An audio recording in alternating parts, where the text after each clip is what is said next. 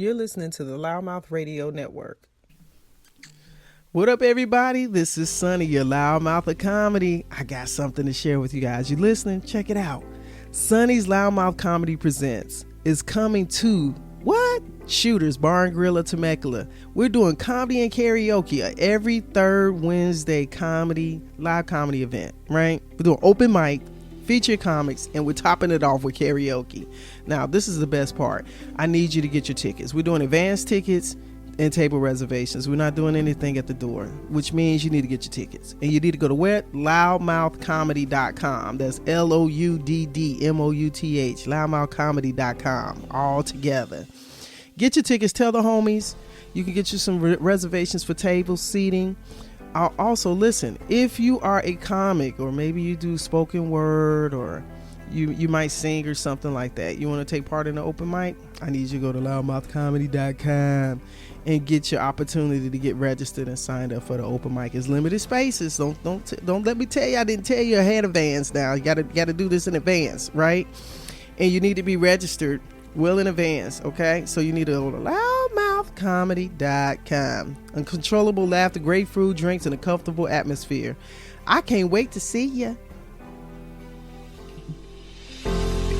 Welcome to LouddMouth Radio Network. My name is Sonny.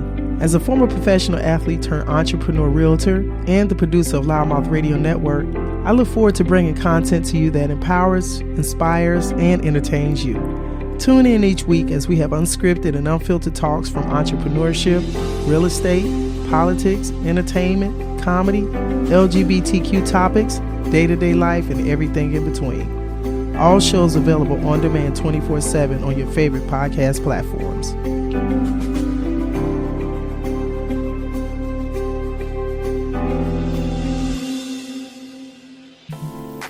Hello, my name is Takasha Smith.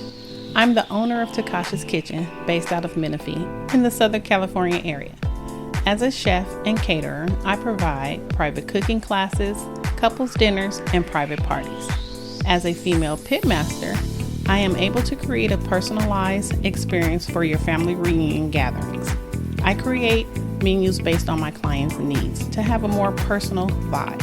You can find Takasha's Kitchen on all social media networks such as Instagram, Facebook, TikTok, and my YouTube channel at Takasha's Kitchen. And that's spelled TACASHAS Kitchen, KITCHEN. You're listening to the LouddMouth Radio Network. Okay, now we're live on recording. So welcome to the studio. Thank you. LouddMouth Radio. We are here today doing the For the Love of Comedy podcast on LouddMouth Radio Network. And my special guest, y'all see her. She's right here in the flesh. She is not your imagination. She is right here. Joz Sida. Yeah. Welcome to the radio network. Thank you. Appreciate you for having me on. And it's always hilarious to hear my name, Joz Sida, right? Because it always sounds like John Cena. But yes, because I know, like, what? But I can it's see Sida. that. I know. Yeah. Actually, I was thinking of just going by Joz. But then I love my last name. I love your whole name, Joz Sida. Yeah. And you just got back from my hometown, your other former home, Chicago. Yeah, Chicago. It was Fresh. Amazing. Yeah, I had a great time. I was doing the Latina Comedy Festival. Yes. And then I was in town, so I got to see a lot more friends and help on other awesome. shows. But it was beautiful reunion of a lot of great comics that really have helped make me feel like comedy is the most mentally stimulating, thing to do.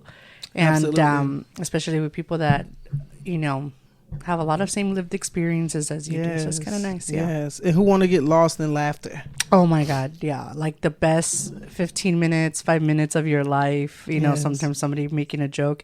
And then after the comedy festival, I was in town for a little bit and I went to this car show. And I was walking around with some friends, and then out of nowhere, somebody goes, "Hey, you were at this, at the festival at the Laugh Factory, and you were our favorite comic of the night."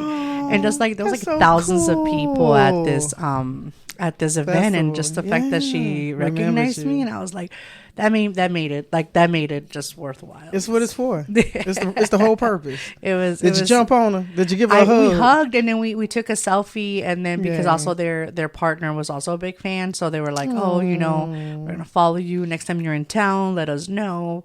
And that's always the hardest part, getting yourself organized so that you can tell people when you're in town, like, right. I'm here. You don't know. Yeah. Like, girl, give me a beeper number. I beep you.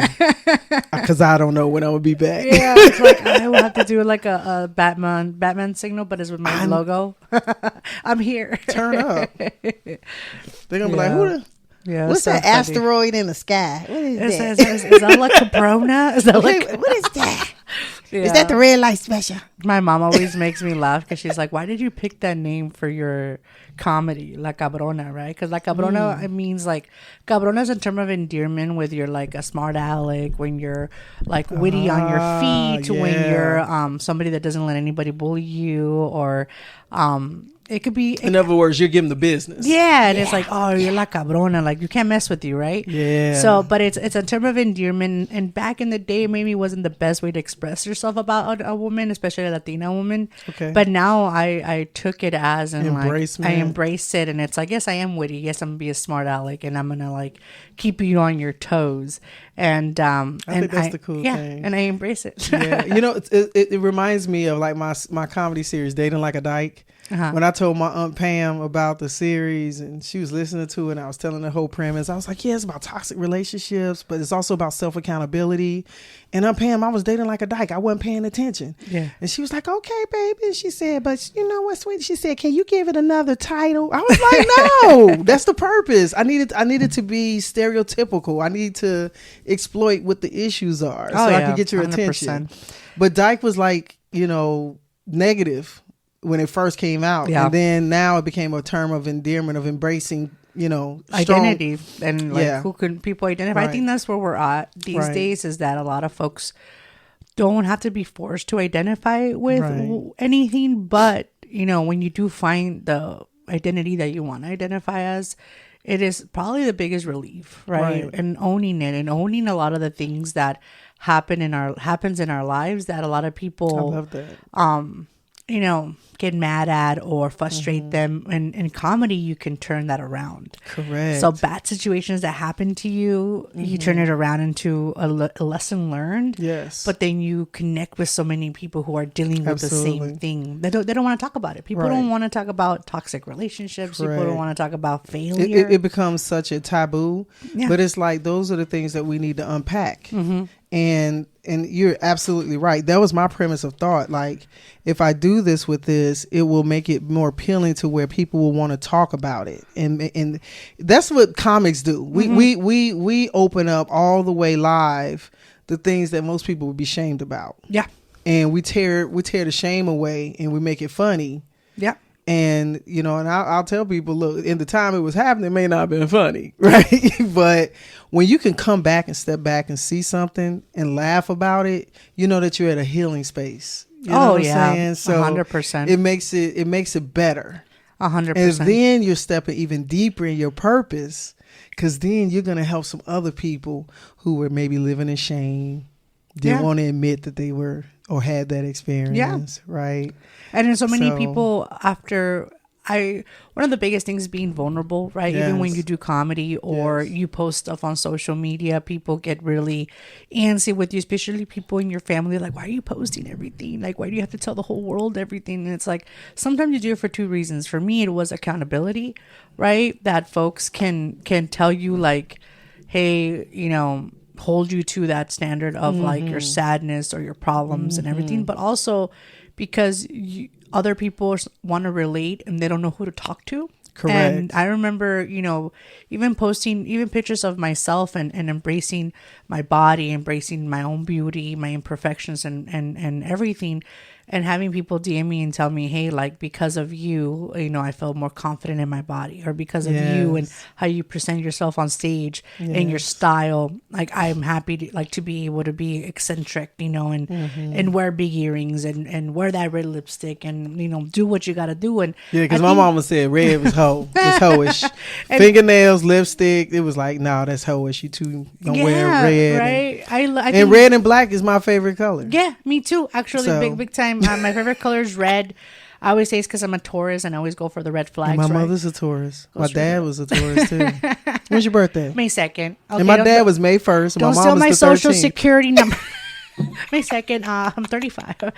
It's okay. I was like, at this point, where I'm moving to another country. Just run it up. Go ahead. I'm going to be at a call center in like another country and be like calling into America. You want Okay. life insurance? No, ma'am. Where you in the Philippines? It's like, Oh my actually, as a gosh, on matter the of fact, beach. I do. I know. I mean, we live in such a interesting time. I think just even yesterday, I was, TikTok and social media is such a, I don't like to say like, it illuminates, it connects us in so many ways because it tells us the news sometimes that we don't even see in the real news. And I have this whole Right. thing about how in the news, people like to say allegedly for things that we know happened, right? Like allegedly this person committed a crime and we're like, well, we saw it. We know it's them. They basically confessed, but okay. That's their whole face right there. Like No AI. That's them right like there. when P. Diddy, right? When he dragged his girlfriend at the Cassie, time, in the hallways of the hotel, and everybody's like, allegedly, we're like, we saw it. Like, Yeah, she right there on the floor. Like that's He just kicked her. like right there, Right there. and I'm like, I'm just gonna say allegedly. Like I just saw her head go like that. That was a person. That was her. That was her. And so I say, I'm gonna start using allegedly like super freely. Like I allegedly lost 10 pounds. Like I allegedly paid my credit card today. Y'all didn't get it. That's weird because Something's happening. Something's going. Blame it on AI. Low key, everything is going down with AI. I honestly am waiting to see a robot looking just like me and be like, who designed it? Because that's Girl. probably my soulmate. Girl, okay. Right? She gonna be like, girl. You gonna be like That's me. horrified. Okay. Can I tell Imagine. you one time I was in New York years ago, and you know how people say everybody has a twin? Yeah. I swear to God, I'm walking down the street, and you know how big glasses are all on the stores that you're walking past in New York. Yeah. And so I was walking, you how you walking down the street, and I looked in the mirror. I was looking in the mirror because I was closest to the glass. Yeah. And so this person walks past me the opposite direction, and I'm seeing them in the reflection. And as I looked, the child looked just like me, scared the bejesus out of me. And she kept going, and I was like, and literally, look, I'm getting chill bumps, and this has been like 15 years, at least plus. And I was so dumbfounded. You know how many people are in New York? A lot. Then I lost her. Like she went through the crowd, and I was like, "Damn, I know I didn't imagine her," but she just went right on past. But literally, my face, it was scary. It's like Face Off. Yeah. You know? I had a doppelganger once, amazing human being actually. So somebody tagged me on Facebook thinking it was me. Luckily, me and this girl had the same profession in politics. And gosh. When I ended up going to the city that they tagged me in, because I was going to work there for the 2020 presidential election, I ended up hiring her because we got along so well. So we met. You better stop. Yeah, we met, and then people were like, we would wear really crazy glasses. We both had short hair, light skin, like bold color lips, and we were both the same almost body shape and height. That's crazy. And and we both had really strong personalities. But she was Brazilian, and I'm Mexican. But it was just beautiful because we did connect, and she's very strong and amazing. So that was really cool because we only met because we were tagged. I was tagged that I was her, and then they actually tagged the real person, and then I followed her, and I was like, crazy. and then we got to know each other, and then next You thing see you know, how we the worked universes together. be doing It's amazing. stuff? We just kind of went into our conversation. I want to back you up for a minute. Yeah. I want you to share with our listeners a little bit more about where you're from. Yeah. And, I know I've met you recently, so I really don't know a lot. So we get to learn together, guys. So if you would share, where you're from, and just we'll progress to how you got into comedy. Definitely. So Yes. I am from Southern California, born and raised. Okay. I was born in a town called El Monte, which is in San Gabriel Valley. Okay. And then when I was around 13, 14 years old, my family and I moved more inland. So we moved to Fontana. Okay. and a Funtucky, how they called it. I never knew why, but it used to be, I wish we were still Funtucky because it used to have more farms and more agriculture. Growing. But yeah, now it does not look like that at all. Now it's all warehouses, and it's sad. Industrial. Yeah, and that's kind of how, industrial. that's really, it's not even like, they just have a lot of warehouses that are empty, and it's, creating more pollution. So I grew up in that space of like not understanding why people that lived in very, not even low income, because I think that time those houses were worth like good amount of money for folks to be able to invest in those neighborhoods. And all of a sudden it's like you have more warehouses than you do homes, and then now you want to build homes where there's open space, where there used to be parks and greenery. And so I started noticing like things were wrong, like something was just not right. And neighborhoods or investment in our neighborhoods was just not right. And I always thought about, if you complain so much about something, you gotta be a part of the solution, right? Correct. So then in high school, like I was really involved, and I was in speech and debate, and I was in doing public speaking, and that's how I got scholarships, to go to school. Nice. And I also had a really tough accent because Spanish was my first language. Right. And with learning those skills in speech, I ended up being a big advocate for like politics and especially social justice. More so, that led me to go to the Midwest. And I got, actually, when I was 19, I had a scholarship to do radio, and I met people that did improv.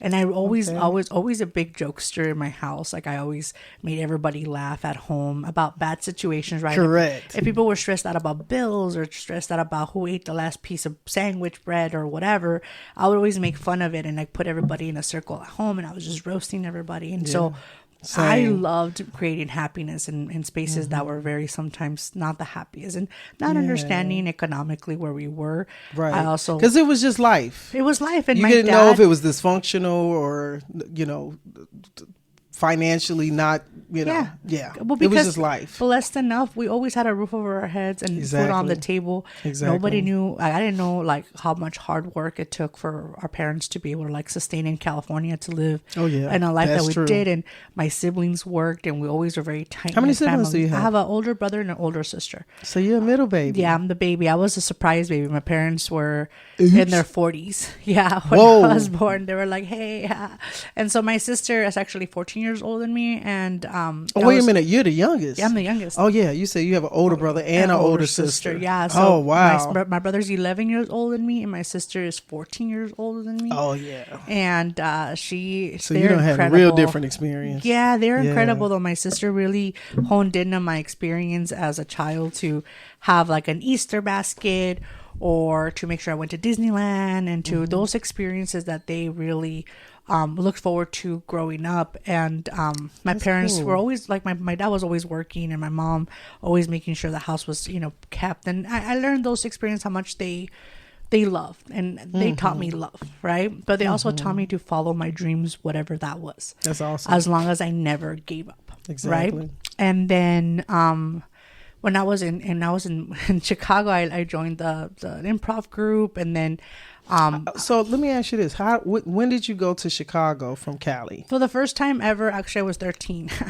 Oh, okay. But I was a couple of relatives that live over there invited me to go to the Midwest. I went to Wisconsin, and I went to Chicago, and then after that, I ended up going to Wisconsin for college. Okay. And then one summer, I was able to go to Chicago to do radio, because I was doing radio in Wisconsin.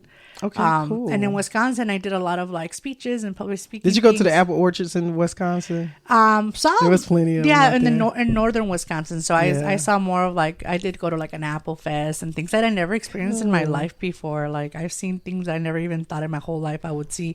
Definitely Midwest is totally different than California. West Coast. Yeah. California is beautiful. The West Coast is beautiful all the way to Washington, Portland, and Oregon and all that. But then when you go to the Midwest, it's like a different sense of life. It's just like totally intense. Different. Yeah. And she said it's intense. It's intense. That's a good word. Well, it's intense, especially as a minority, like as a Latina, when you're in a space where they either gonna love you or they're not. Like, it's like Say there's it no again. in between. That's right. But I met some of the most amazing people, some of my bestest friends, and they're all amazing, incredible humans.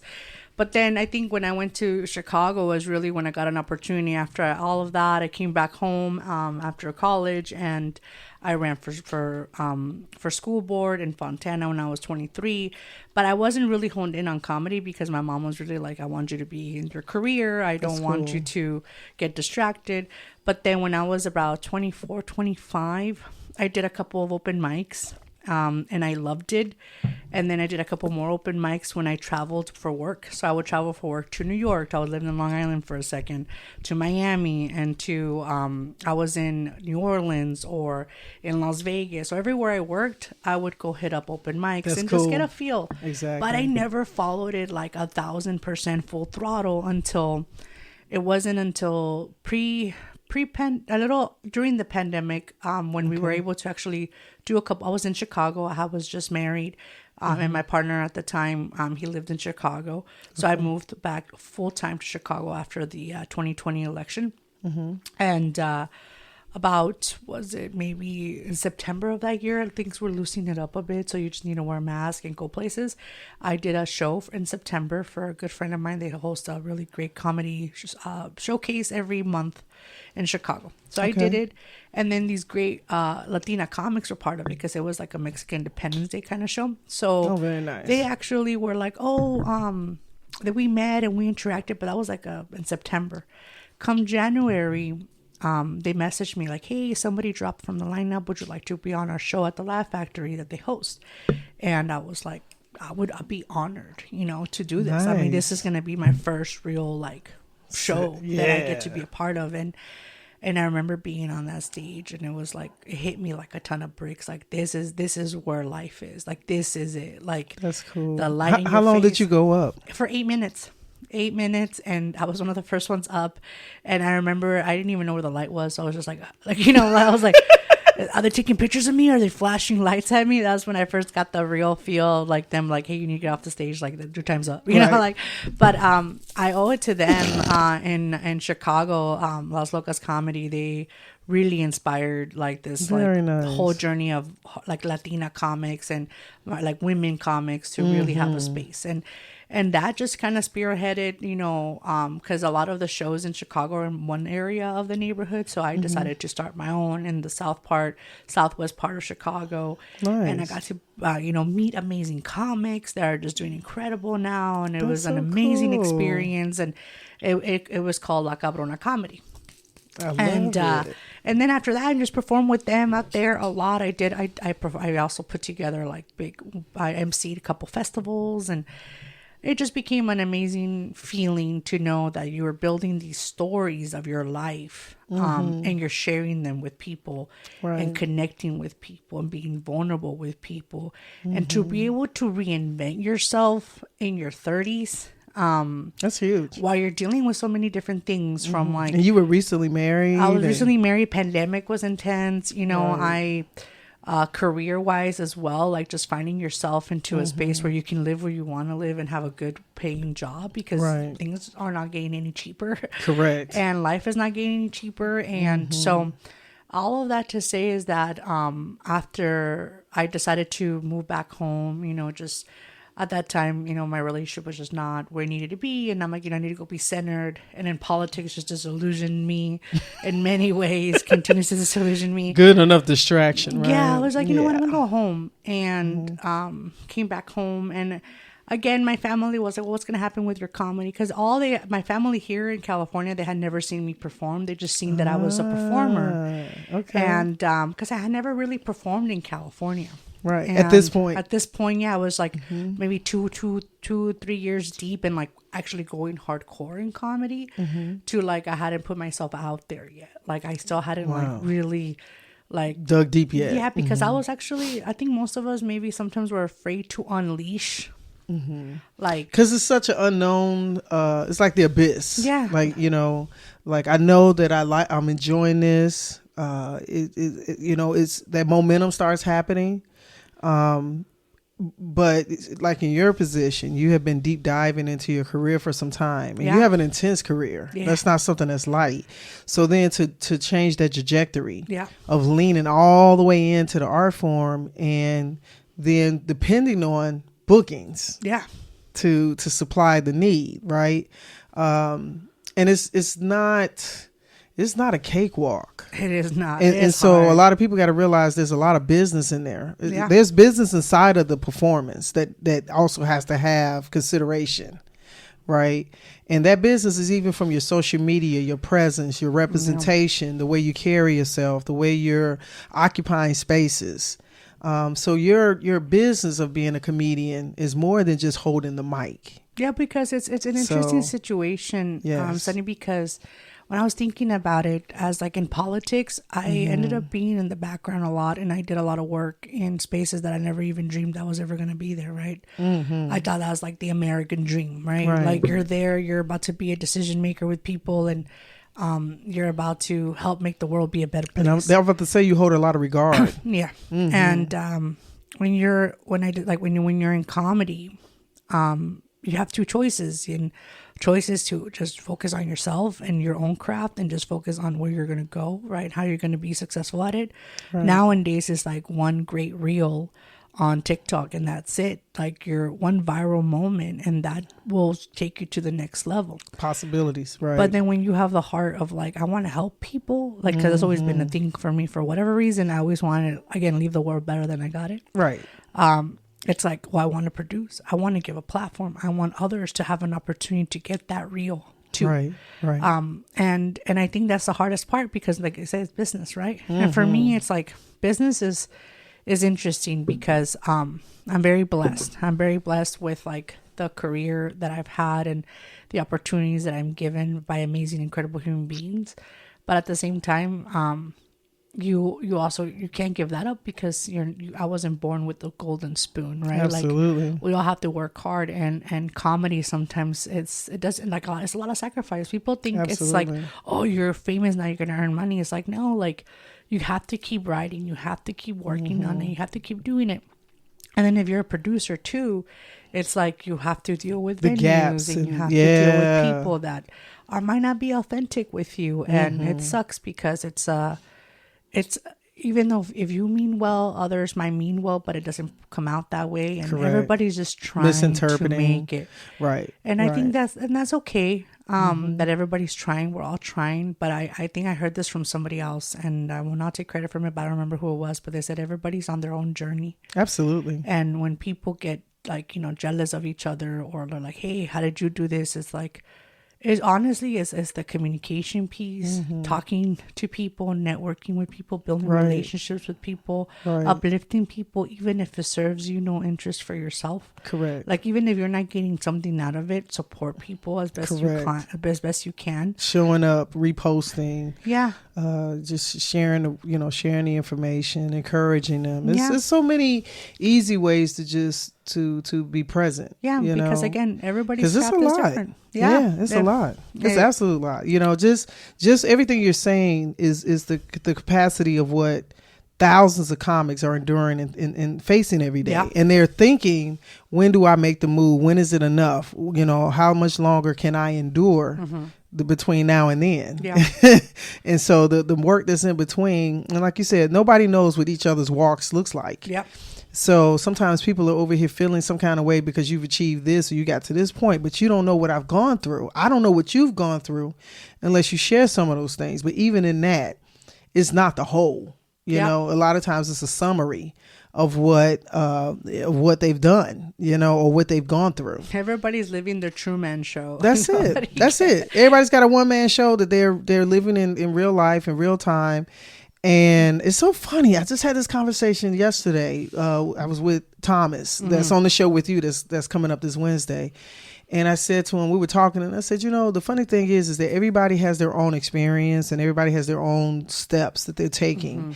And sometimes the way people, I was just telling him this, sometimes the way people may respond or deal with you, a lot of times it has nothing to do with you. It's not really you. There's something else that's going on within them. And it could be that maybe you're achieving or you're at a certain space. Maybe they want to be at that place, or they feel like you may have gotten somewhere ahead, or they just want something for themselves, and they may not know necessarily what ties between it. So you don't necessarily always want to take the responsibility of how people respond to you. And when you're promoting and doing comedy, you're wearing a lot of hats.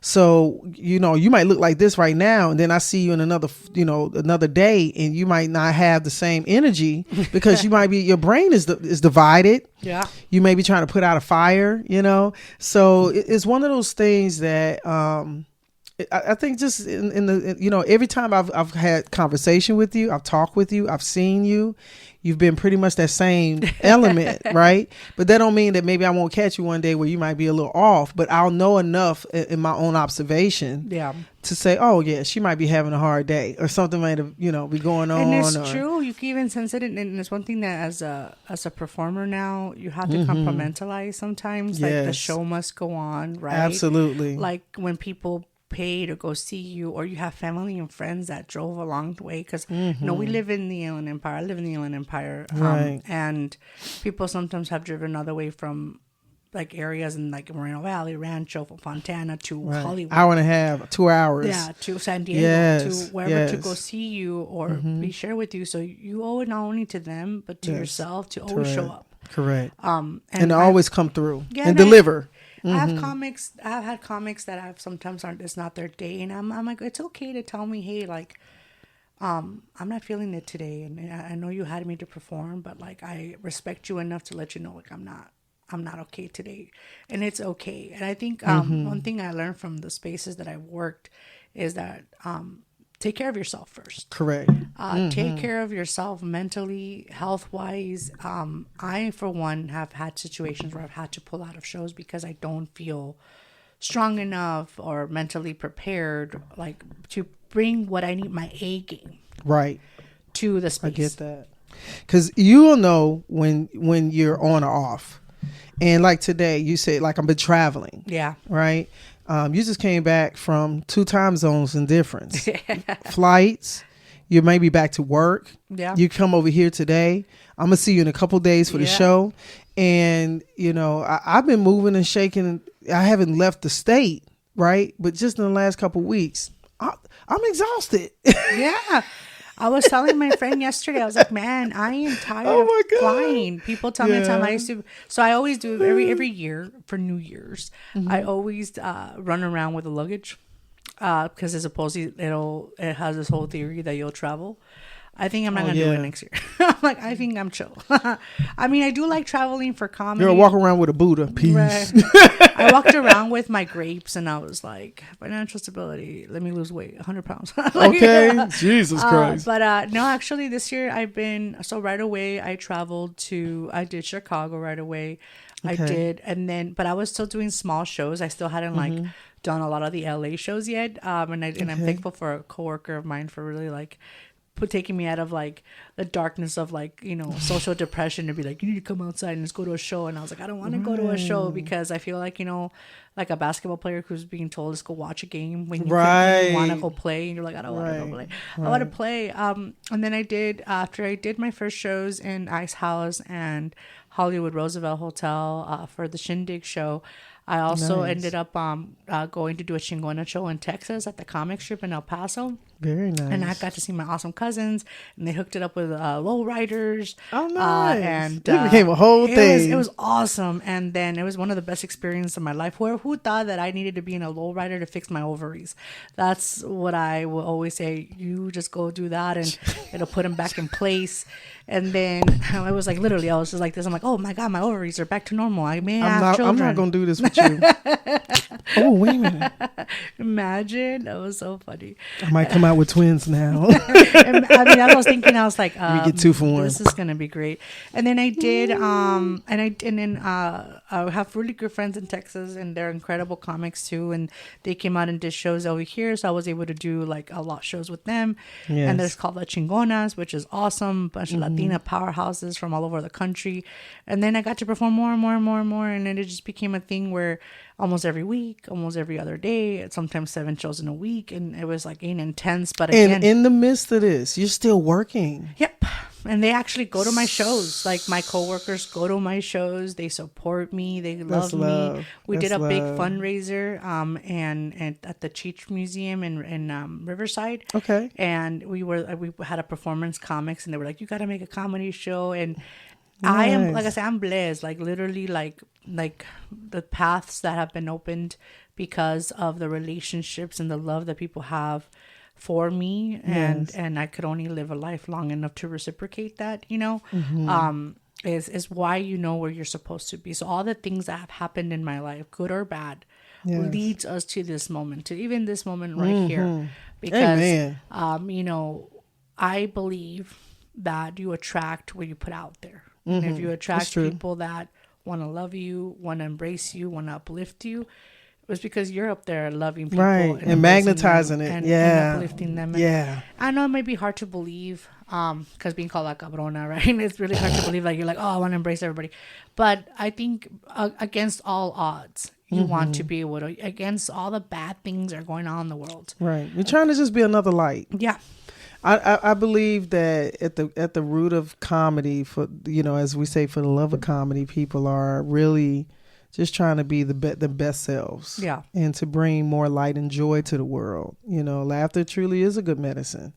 And I think that it's a time now that there's more than ever needed, on the political scene. And this is what you're dealing with on a day-to-day basis. There's a lot of intensity right now. There's a lot of questions of where we're headed, And so for you, are you at a point where, are you getting to that point where you might be thinking, keep going this way deeper? Oh, yeah, 100%. Yeah. So if you have a choice, you'll go full throttle. Yeah, I already made it in the sense of like, I made a choice that I want to pursue comedy as a sense of my identity in my life. I'm a comedian. Yes. That so happens to be an environmental activist, happens to be an immigration activist. Yes. And I'll use my platform to the best of my abilities to uplift those conversations. Nice. To protect my community, to stand up against bad politicians and bad, corrupt developers and politicians from across the country or whatever. I am not going to sugarcoat it, whatever side they're on. It's not about that. It's about the way of life for our communities and where our families live. Yes. Where our people are. Our people, our Black and brown people, our indigenous communities, our minorities that are suffering from socioeconomic, oppression. Like those folks, those people are the people that I am going to pursue laughter and happiness, because if I can bring that to them and like that, then I'll do that. But then when I get to have a serious conversation, we're going to talk about things. You're going to do it. Yeah. You're going to bring it up. Yeah. And I think that's part of the gift, to have that ability to have that voice. Yeah. And to have a platform, and to the value of the intersection of the two and your experiences. It's not like your career was nothing. Yeah. You could take from that. It's nothing more wonderful to me than an intellectual comic. I think that is something sexy about it, right? And so, but being able to have those things, I think it develops and gives opportunity for you to take from your experiences and open it up more to the world. Yeah. And I commend you on it. And I can see just from the time period of when I've met you, I see you moving. And so I know we got the show that's coming up, guys. This Wednesday. Yes. Temecula. We're here in Temecula. And Shooter's Bar and Grill. Shooter's Bar and Grill. Let's get it done. This beautiful soul right here is going to tear the room up, and accompanied by Mr. Thomas Mays, hosted by Kevin Davis, the Marina Comedy. And we got a host of other comics that are lining up too for the open mic segment that warms up the room. So it's going to be a great night. And then we're going to spin it off with karaoke. So it just makes it, you can laugh at us and then we're going to laugh at you. You know what I'm saying? I'm probably going to sing some Journey. Hey, that'll work too, man. That'll work. So for you, honey, at this point in time, if you have anything that you have show wise that you know of, are you going to also have any other shows coming up that you want to share? Yeah, definitely. I have a show coming up on Wednesday with you. It's going to be awesome. Another link is in my information is in my bio on Instagram, but I'm also going to be at the Ice House on Friday at 10 p.m. The Late Show. Oh, you're doing the Late Show. Yeah, and the Late Show with Tom Arnold, Jimmy Shin for the Shindig Show, and a bunch of other great comics. Okay. I've fallen in love with some people that I've met because they're just there's also this light in this world, and I do believe you meet people for a reason. Yes. And I'm just proud of the journey they're going on. I'm proud of the journey you're going on, and that's dope. I want to see everyone win. I feel the same.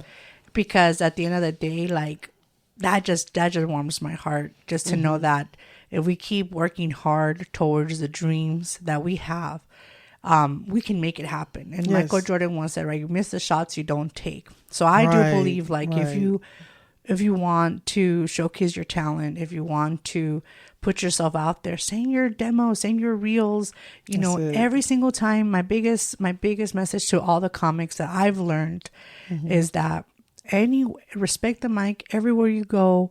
Yeah. Put your best foot forward. Do the best that you can. If you're feeling nervous to try new material, go back to your old material that works. Because if you record it and you put it on the internet, it may just be that video that opens the door that you've been waiting for. That is what we have now. That's true. And maybe somebody out there is looking. And I agree. And it might be like, this is it. Shine your light, man. And this person, absolutely. Like, this person I want to talk to, I want to work with this person, I want to talk to this person, I want to help this person. And so, and also just, tread carefully. If people don't give you good vibes, be okay to walk away. Yeah, absolutely. It doesn't hurt them, or it doesn't take away from you. Doesn't take away from anybody. If people are not servicing a purpose of positivity, or they're just bringing stress into your life, let it go. Like, it's fine. Vacate. Yeah, it's evaporate. Fine. There's so many people to meet. Yeah. So many things to so live. Much more. Yeah. So much more. And you want to just keep going, but they have a purpose and a reason. And sometimes it's just for us to recognize those decisions. Yep. Go left instead of right. You know what I'm saying? So, Joz, thank you so much for blessing the space. Thank you so much for having me here, and also for the love of comedy. Yes. I think that's a beautiful name for a podcast, because it is love. Yeah, it is. That's why we do it. That's it. Yeah. Absolutely, honey. So if you would tell people your socials and how they can follow you. Yeah. So follow me at the Joz Sida on either TikTok, Instagram, and even Facebook, Joz Sida as well. And then you could follow my TikTok. I have things there, but if you follow my Instagram, it's mostly where I kind of put everything, so easy to use. Yes. But follow my links and come to a show. And if you come to a show, let's take a pic. Let's take a selfie. Yes. I want to make you laugh. And, we got a lot ahead of us, and I can't wait to continue this ride. Sounds good, honey. Thank you for coming, guys. And thank y'all for tuning in. Make sure you follow this young lady, support her. You got merch? You have a site that has any merch? It's on my link tree. I do have a little store on online, but I'm working on new merch. So bam, same here. Bam. All right, y'all. We're going to conclude this actual interview, and we hope to see you. If you're in the Temecula Valley area, if you're in the IE, if you're in this area within an hour and a half radius, and you can get here on Wednesday night, this young lady will be on the stage at Shooters with one of our featured comics, Shooters Bar and Grill, for Sonny's LouddMouth Comedy Presents Comedy and Karaoke, October 16th. Doors open at 7 p.m. We'll go live at 8 p.m. with the open mic comedy. Then the featured comics follow behind it. And then the karaoke finishes up the night. So I thank you so much for being here. Thank you so much, Sonny. All right, y'all. Bye, everybody. Bye. You're listening to the LouddMouth Radio Network.